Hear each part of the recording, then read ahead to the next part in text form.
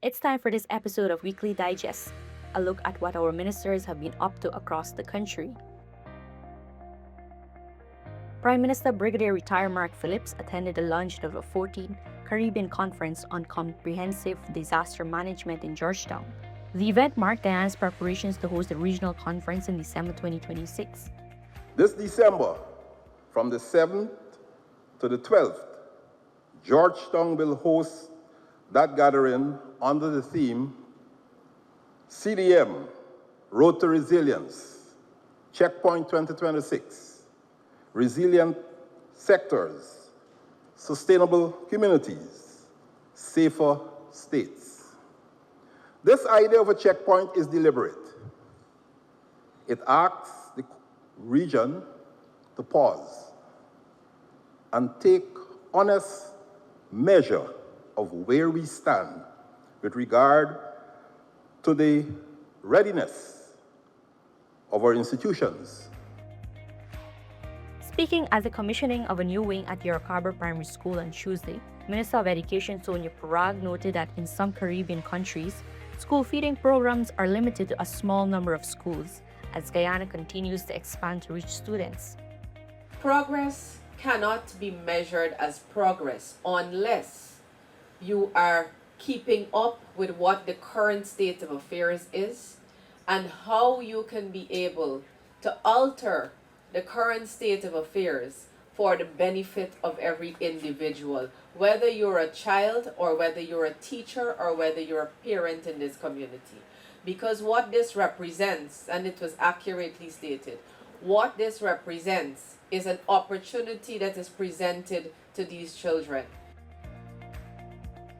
As Guyana moves toward a more diversified and sustainable economy, the government on Thursday hosted a high-level consultation with several local creatives as part of its ongoing efforts to advance the country's orange economy, one of the key pillars identified to drive Guyana's next phase of growth. We are focusing on not just extractive, we're focusing on the business opportunities that are related to all of the sectors, including the orange economy.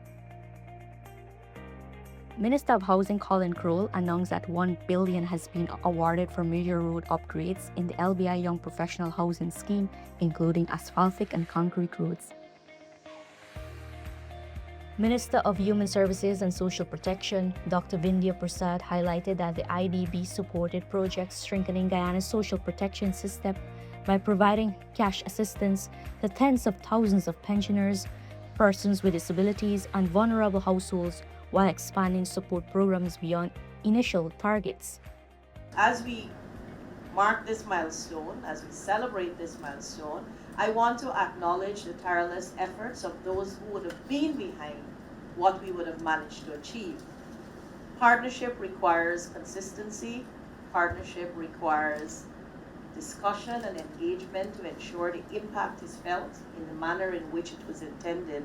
And partnership requires the integration of various units to ensure the success of any undertaking.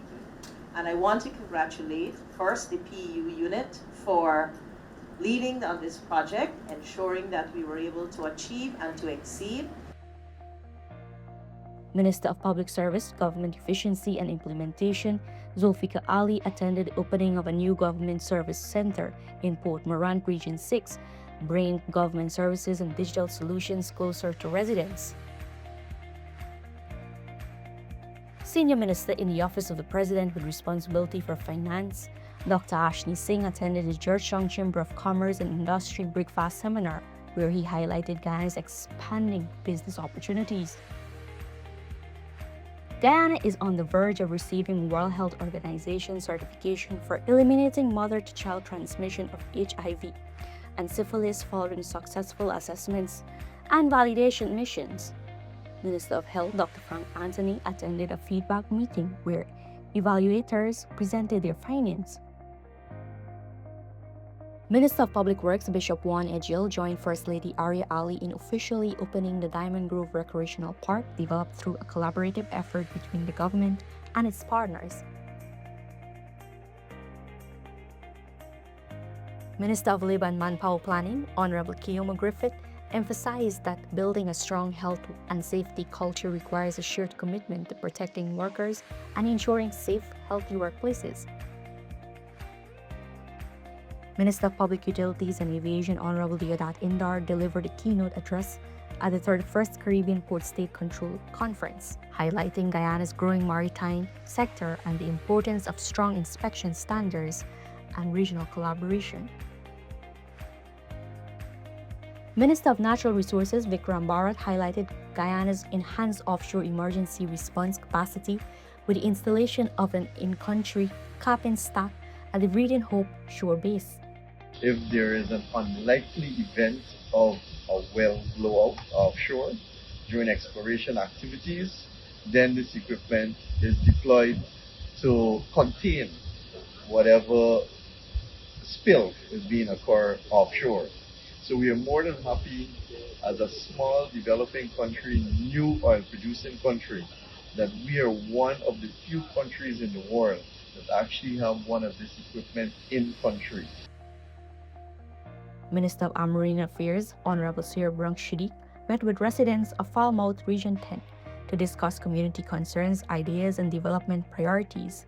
The engagement fostered dialogue aimed at supporting the continued growth of the village. That wraps up another week on Guyana's Path to Transformation.